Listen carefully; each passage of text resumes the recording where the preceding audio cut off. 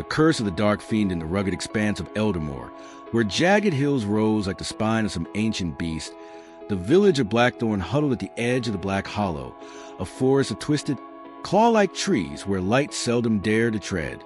The locals whispered that the Black Hollow was a gateway to hell, a place where Lucifer, once the morning star, now the dark fiend, walked among men. No longer a radiant angel. He was a shadow with eyes like burning coals, a smile sharp as a blade, and a voice sweet as poison honey. The people of Blackthorn, devout yet fearful, spoke in hushed tones of pacts with the dark fiend, promises of wealth and power at the cost of blood and souls. That winter, a cruel frost descended, cloaking the land in thick fog and biting cold. The soil turned barren, refusing to yield crops, and a plague swept through, claiming the young and old alike. Blackthorn sank into despair, its streets silent save for the wails of the grieving. In nearby towns like Ironvale and Mistmoor, rumors spread of strange dreams, a cloaked stranger offering dreams fulfilled for a price too terrible to name. Lucifer had chosen Eldermoor as the stage for his malevolent game, not merely to ruin a village, but to transform the entire region into a crucible of greed, fear, and ruin. Blackthorn, though small, was the heart of Eldermoor's trade, where roads converged to the castle of Lord Godric in Ironvale and the bustling port of Mistmoor. As winter tightened its grip, Lucifer watched from the Black Hollow, his crimson eyes piercing the fog, reading the hidden desires in every heart. He selected 5 souls as pawns in his intricate scheme. Alric Varn, a 35-year-old blacksmith of unmatched skill but crushing poverty, living in a crumbling shack with his ailing mother, Agnes, and crippled younger brother, Finn. Alric once dreamed of knighthood, but duty chained him to his forge. His soul burned with quiet rage, yearning for glory. Eldra Wren, a 28-year-old healer, saving lives with herbs and knowledge gleaned from a mysterious mentor. Branded a witch by suspicious villagers, Eldra hid her loneliness, craving recognition and the power to protect Blackthorn. Father Torin, a 50-year-old priest, guiding Blackthorn's church with austere devotion. He carried a dark secret. 20 years ago, during a plague, Torin fled a village to save himself, a sin that haunted him like a curse. Lady Sigrid, the 40-year-old wife of Lord Godric, residing in Ironvale's castle, beautiful and ambitious. Sigrid loathed her aging husband and dreamed of ruling Eldermoor alone. Mira Tallow, a 16-year-old orphan working at Blackthorn's Inn. Shunned by the village, Mira possessed a keen intuition and a resilient heart, having been saved from plague by Eldra as a child. Lucifer did not strike immediately. He let hunger, disease, and despair gnaw at their spirits, ripening their souls for his whispers on a night when fog slithered through Blackthorn streets. Lucifer entered the village, cloaked in black velvet, his presence of a wealthy merchant, though his eyes betrayed a hellish fire. He sought each of his chosen, weaving promises tailored to their deepest desires. Alric hammered iron in his forge, the dying flames mirroring his despair. Lucifer emerged from the shadows, his voice low and resonant, like a tolling bell. I see your dreams, Alric, a legendary sword, a knight's title, the respect of all Eldermoor. I can grant them all. Alric, thinking of Finn shivering in the corner and Agnes's ceaseless cough, gripped his hammer. What do you want? Your soul, after 10 years of glory, Lucifer said, his smile gleaming. Alric, though fearful, agreed. Lucifer's touch seared a serpent-shaped scar into his palm, and by morning, a knight from Ironvale commissioned a sword, paying in gold. Eldra, grinding herbs by candlelight in her hut, felt a chill as Lucifer appeared behind her, a shadow given form. You save lives, yet they call you witch. I offer knowledge beyond time, the power to heal any ailment and the world's reverence. Eldra, wounded by the village's distrust, hesitated but accepted. A serpent scar burned on her wrist, and the next day, she found a black leather tome in Black Hollow, filled with miraculous medical secrets. Father Torin, kneeling before the church's cross, heard Lucifer's voice like a winter wind. You bear a sin unforgivable, Torin. I can erase your past, grant peace to your soul. Torin, tormented by dreams of the village he abandoned, trembled and consented. A serpent scar blazed on his chest, and his guilt seemed to dissolve. Lady Sigrid, gazing from her chamber in Ironvale's castle, saw Lucifer materialize, regal as a court advisor. "You were born to rule, Sigrid. I can make Godric kneel, and Eldermore yours." Sigrid, consumed by ambition, agreed, a serpent scar hidden beneath her silk glove. By dawn, Godric began coughing blood, his strength fading inexplicably. Mira, though not directly targeted, sensed unease. She dreamed of a dark figure with crimson eyes standing amid a burning blackthorn. Fearful but curious, she kept silent, watching the village from the inn. Where whispers of a stranger grew louder, Lucifer's pacts were only the beginning. He wove a tapestry of lies, turning Blackthorn and Eldermore into a crucible of suspicion, greed, and violence. Each pawn, believing they pursued their dreams, became a tool in his design. Alric rose to fame, his forge blazing with orders from knights across Eldermore. Nobles from Ironvale, Mistmore, and the distant capital sought his blades, paying in gold and jewels. But his swords, unnaturally sharp, carried a curse. Their wielders turned bloodthirsty, sparking duels and raids that stained the roads red. Rumors spread that Alric's blades were demon-forged, and Blackthorn's villagers, once proud of him, now shunned his forge. Alric, blinded by success, failed to see he was fueling war, as Lucifer intended. Eldra healed the hopeless. Fevers, wounds, even plague. Villagers called her a miracle, but the tome's knowledge came at a cost. Each recipe brought whispers, urging her to experiment on the living. One night, in a trance, Eldra administered a strange elixir to a young boy, who died writhing in agony. The village, finding the body, branded her a witch. Eldra fled to the Black Hollow, where Lucifer mocked her. "You save one, I claim 10. That is our bargain." Her cures, she realized, were spreading a slow, deadly plague. Father Torin, believing himself absolved, found his peace a lie. Nightmares of the abandoned village returned, faces screaming his betrayal. Lucifer whispered that only absolute power could protect Blackthorn. Torin's sermons turned apocalyptic, warning of divine wrath and urging purges of heretics.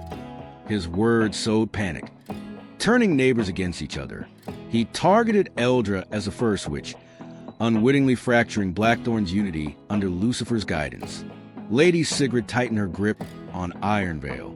With Lucifer's aid, she weakened Godric, and advisors bent to her will. She imposed crushing taxes, starving the peasantry, and hired mercenaries to crush dissent. But Lucifer sowed paranoia, convincing her that her allies plotted betrayal. Sigrid executed her most loyal vassals, turning Ironvale into a fortress of fear and bloodshed. Mira grew restless, her dreams darkening. At the end, she overheard tales of Alric's cursed swords, Eldra's fall, and Torin's zealotry. One night, she spotted a serpent scar on Alric's hand as he paid for ale, identical to a symbol carved into the inn's door. Determined to uncover the truth, Mira began following Eldra's trail into Black Hollow, her courage outweighing her fear. Lucifer escalated his plan, transforming Eldermore into a maelstrom of destruction. He spread rumors of demonic treasure in the Black Hollow, drawing greedy bandits, mercenaries, and desperate souls from across the region. Blackthorn became a battleground, its streets overrun by looters and killers. Simultaneously, Lucifer appeared at each pawn, pushing them deeper into his abyss. Alric was promised ultimate power if he forged a sword to cleave souls. He worked tirelessly, his forge a hellish blaze, unaware that the blade would open a portal in the Black Hollow, summoning a legion of shadow wraiths, remnants of fallen angels who followed Lucifer in his rebellion. The finished sword, black as night, and wreathed in toxic mist, pulsed with malice. Alric heard Lucifer's laughter in his mind, and visions of Finn's death in flames haunted him. Yet his ambition drove him onward. Eldra, hiding in the Black Hollow, discovered the tome's pages shifting, revealing formulas for plagues, not cures. In a vision, Lucifer revealed the truth. Every remedy you use planted seeds of disease, spreading slowly but fatally. Eldermore will kneel because of you. Horrified, Eldra resolved to destroy the book, though Lucifer warned it would cost her life. She studied ancient runes, seeking a ritual to banish him. But her body weakened, blood seeping from her eyes with each page she read. Father Torin led a fanatical mob into the Black Hollow, declaring that burning the forest would purify Blackthorn. Lucifer, lurking unseen, lied that the flames would summon God's legion. The fire spread uncontrollably, awakening ancient entities. Shadow wraiths with charred wings and glowing eyes, relics of the heavenly war. Blackthorn choked on smoke as homes burned, and villagers fled in terror. Lady Sigrid, convinced Blackthorn hid the Black Hollow's treasure, sent her mercenaries to raise the village. Lucifer conjured illusions, making her soldiers see allies as foes, sparking a slaughter within their ranks.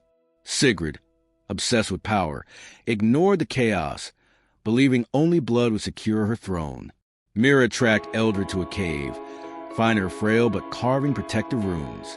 Mira convinced her to fight back, and they began gathering clues from survivors. Mira noticed the serpent scars on Alric and Torin, and, risking her life, stole a shard of Alric's soul-cleaving sword, a small dagger radiating eerie power. Lucifer escalated his plan, transforming Eldermore into a maelstrom of destruction. He spread rumors of a demonic treasure in the Black Hollow, drawing greedy bandits, mercenaries, and desperate souls from across the region. Blackthorn became a battleground, its streets overrun by looters and killers. Simultaneously, Lucifer appeared each pawn, pushing them deeper into his abyss. Alric was promised ultimate power if he forged a sword to cleave souls. He worked tirelessly, his forge a hellish blaze, unaware that the blade would open a portal in the Black Hollow, summoning a legion of shadow wraiths, remnants of fallen angels who followed Lucifer in his rebellion. The finished sword, black as night and wreathed in toxic mist, pulsed with malice.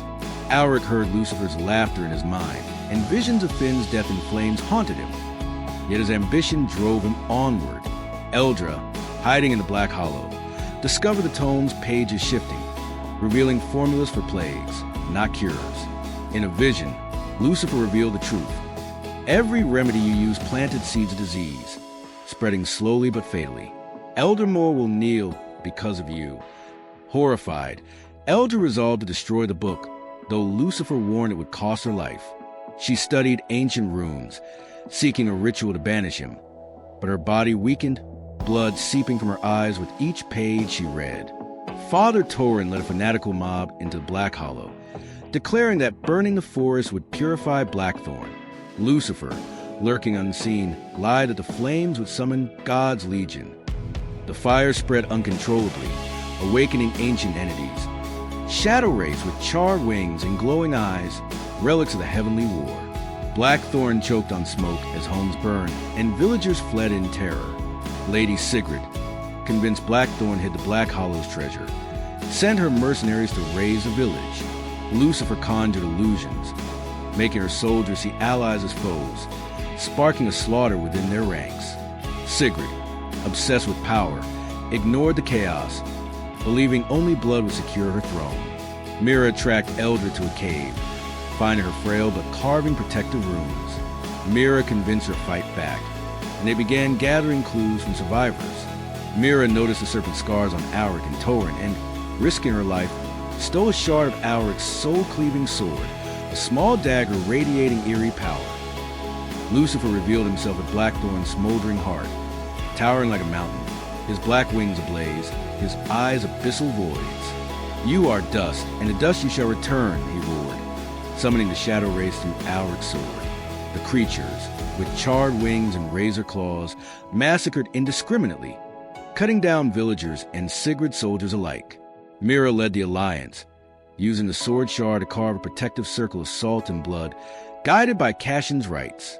Eldra, dying, burned the tome, unleashing a blinding white light that obliterated half the Wraith Legion, but claimed her life, her blood soaking the earth. Alric wielded the soul-cleaving sword against Lucifer, but each strike only amused the Fiend. Torin, within the circle, prayed with newfound faith, his ancient words weakening Lucifer's power. Lady Sigrid, crazed, charged Lucifer, thinking his death would save her. With a flick of his hand, he reduced her to ash, mocking her ambition. The battle peaked as Mira, with Cashin's guidance, plunged a sword shard into Lucifer's serpent scar, while Torin completed the rite. A pillar of light erupted, and Lucifer screamed, dragged into a portal in the Black Hollow, temporarily bound in hell. Blackthorn lay in ruins, its streets silent, its people dead or scattered. Eldermore descended into darkness, its town scarred by war and plague. Alric, Torin, and Mira survived, but their souls bore wounds that would never heal. Alric abandoned his forge, living in seclusion to care for Finn. Torin left Blackthorn, becoming a pilgrim seeking atonement. Mira, clutching Cashin's Bible, departed Eldermore, determined to warn the world of Lucifer. The Black Hollow stood silent, its shadows heavy with menace. Lucifer, though bound, was not vanquished. He waited, knowing humanity's desires would always open doors for him. Somewhere in another village, a desperate soul would hear his whisper, and the dark fiend would rise again. Thanks for watching. Share God's love and subscribe for daily Bible inspiration. God bless you.